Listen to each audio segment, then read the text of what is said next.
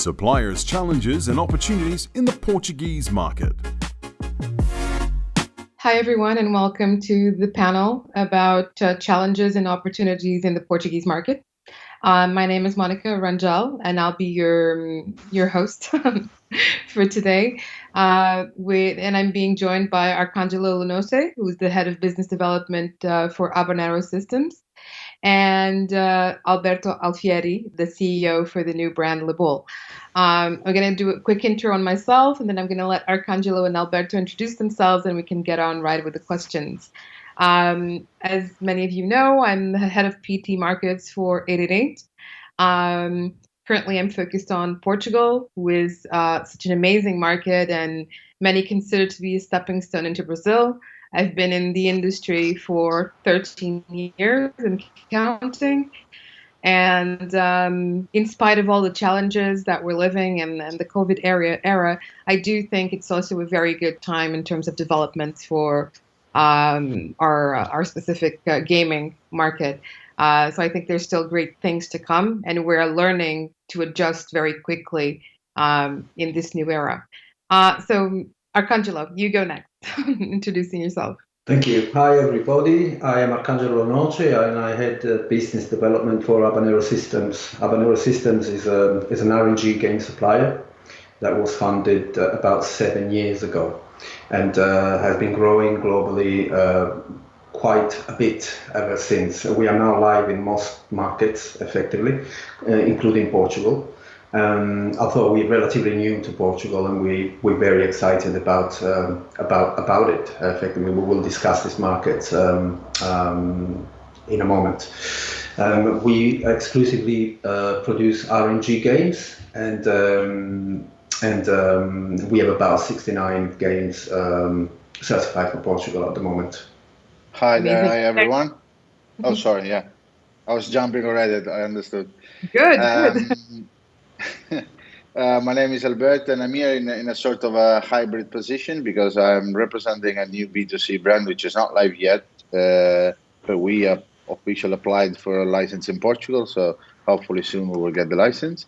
And this brand is the first B2C operation from a platform provider, so gaming tech, and therefore, as I said, I'm in a bit of a hybrid situation where I will experience the pain and the challenges of an operator, but at the same time, from a provider perspective, as a platform provider perspective, we will have the possibility to showcase our technology.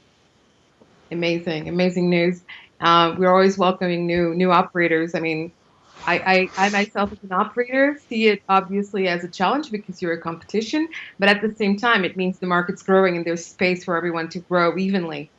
And I think that's one of the points that we're going to touch in our panel. The first question I have for you both is, you both know that the market's been open for many years, but it's been regulated only for a couple of years. What do you feel have been or are the greatest challenges for you both as suppliers accessing the Portuguese market? Arcangelo? We haven't really experienced many challenges when it comes to accessing the market from an RNG perspective, I have to say. Here is a market that we started looking at pretty much the moment we decided to target Europe and Southern Europe in particular to start with quite aggressively. And we started talking with some of the existing operators to effectively enter the market in earnest. From an RNG perspective and from a predominantly slot supplier, although we also make table games that perform fantastically pretty much everywhere, and a mobile-first supplier that develops in HTML5 exclusively ever since we started. We haven't really experienced many challenges. I have to say that we are exclusively live with one operator at the moment, so we're newbies in Portugal. This means that we haven't got a comprehensive understanding of what some of the challenges ahead might be. But say so, the process of entering the market in terms of certification and in terms of launching was fairly smooth, and I have to say quite seamless considering some of the challenges that we've experienced elsewhere. So from my personal perspective and from my experience, I have to say that being live in many, many regulated markets and having gone through compliance processes before, I have to say that Portugal hasn't really quite presented many challenges. Then, of course, when it comes to other areas of discussion, such as, for example, the composition of the market and how the market is growing and what the challenges of the market are going forward, that's a completely different story. Of course, we do have our own ideas and opinions of what to expect of the market, but really, I think that what we have seen so far is actually really exciting. Good, good, good. What about you, Alberto? I know that you are in a different, as you said, hybrid position because you're dealing with both sides of the coin as an operator and as a supplier. And I'm guessing it's not as simple for you. No, it's not simple. I mean, and bear in mind that, as you know, my experience accounts for the last couple of years with BetPT. So with Portugal, I mean, we both fit, I mean, in it. Definitely, I would say that you mentioned the transition from open to regulated in Portugal.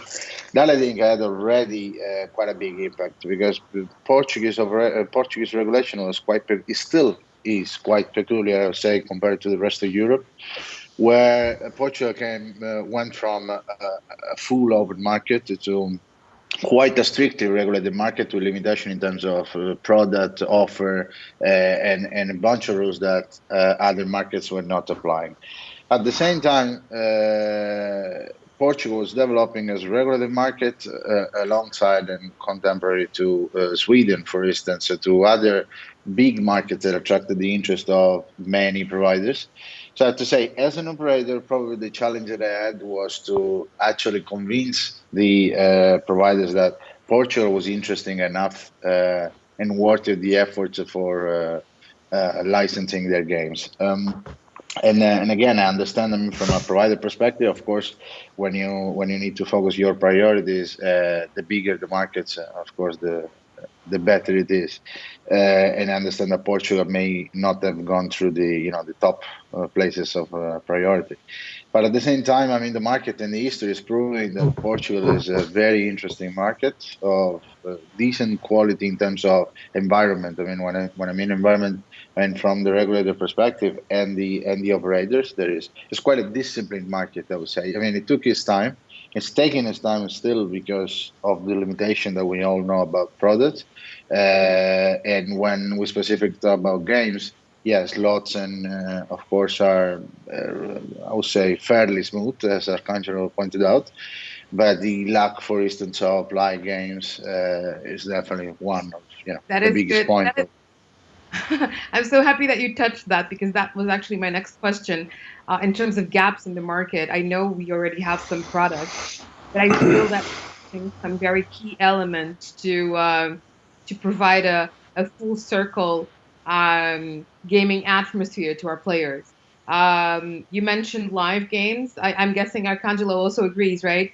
Live games are a big miss in terms of the Portuguese market. Well, we don't make live games. We do not offer live dealer, but obviously we do exist and grow within an ecosystem. And of course, when we target the market, then we measure the health of the market according to a series of factors.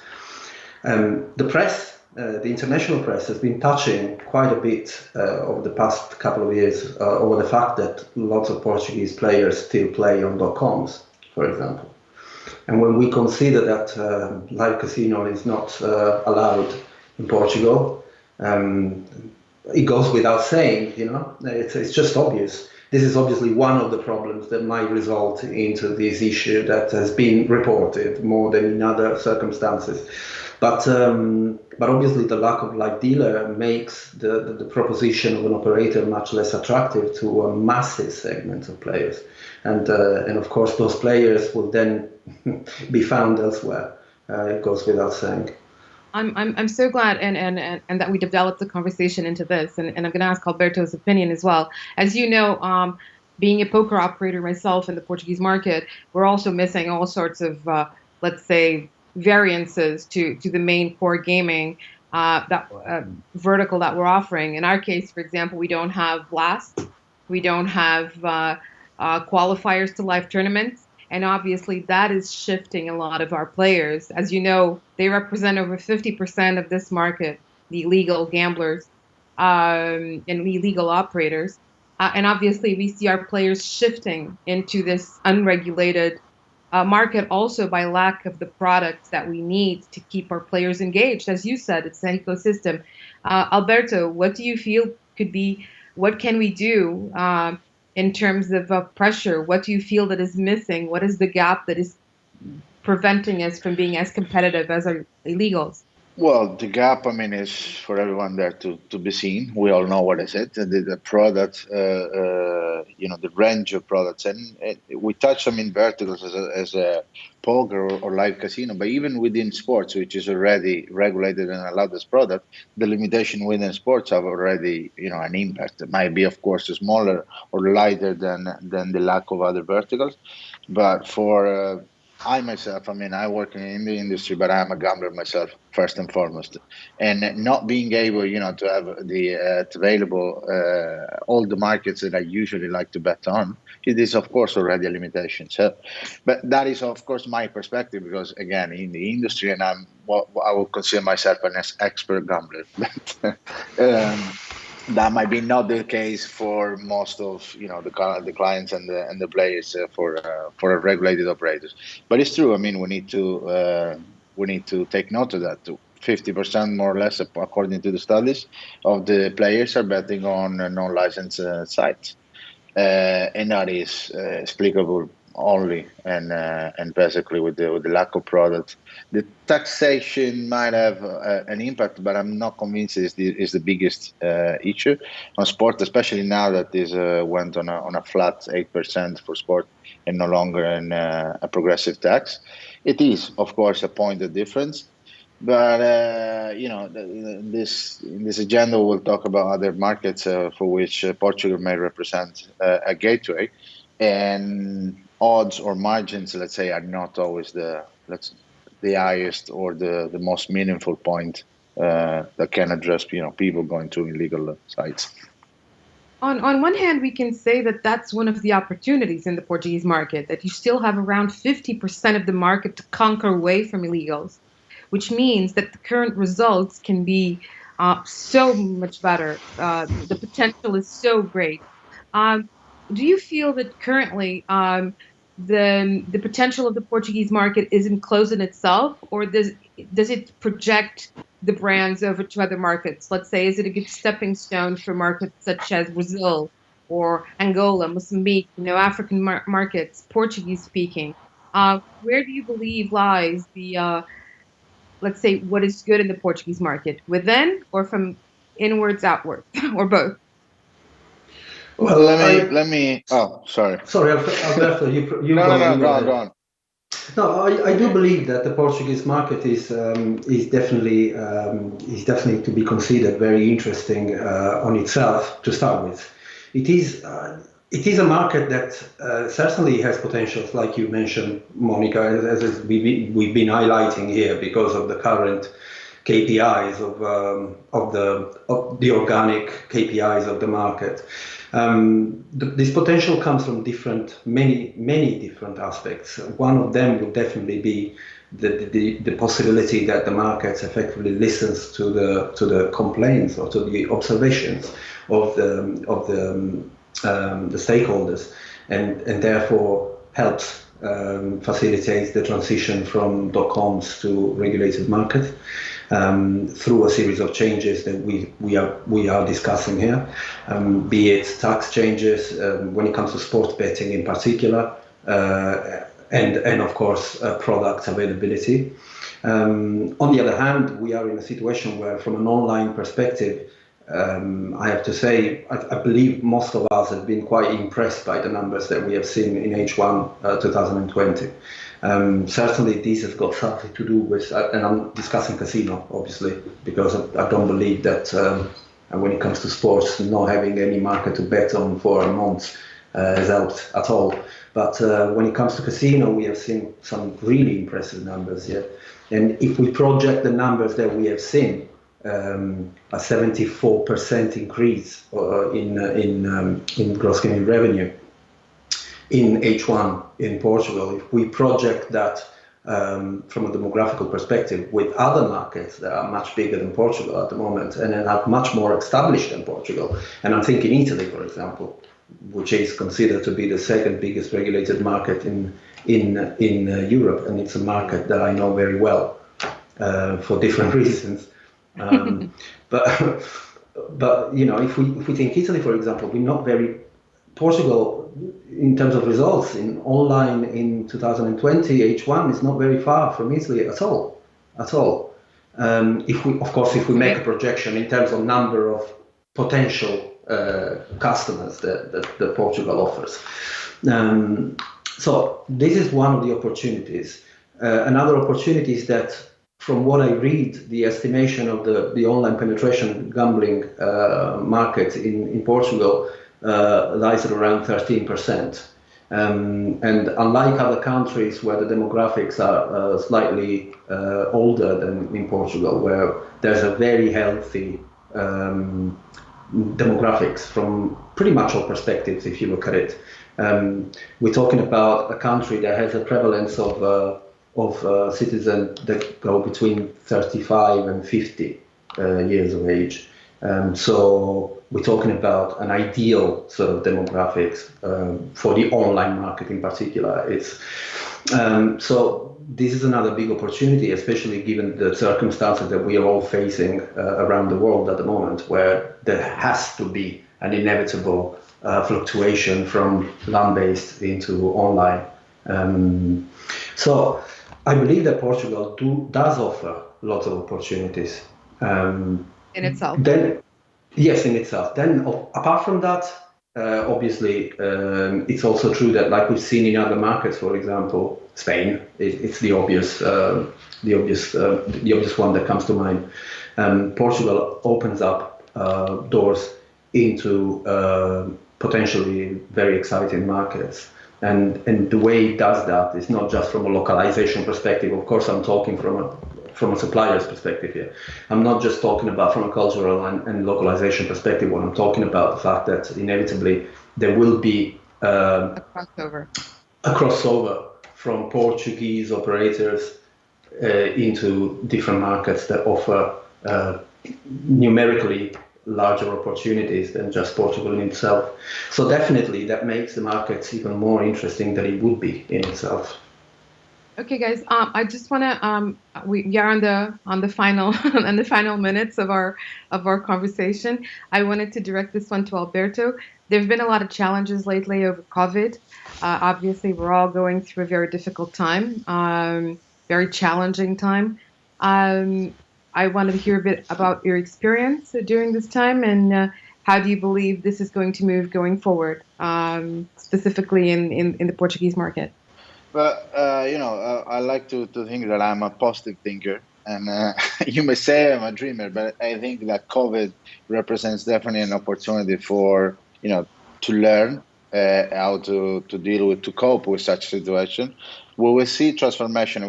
We've seen, for instance, esports growing during the first phase of the lockdown. That gave the opportunity to a big number of people to get to know the vertical much better. I'm sure this will bring, other new things.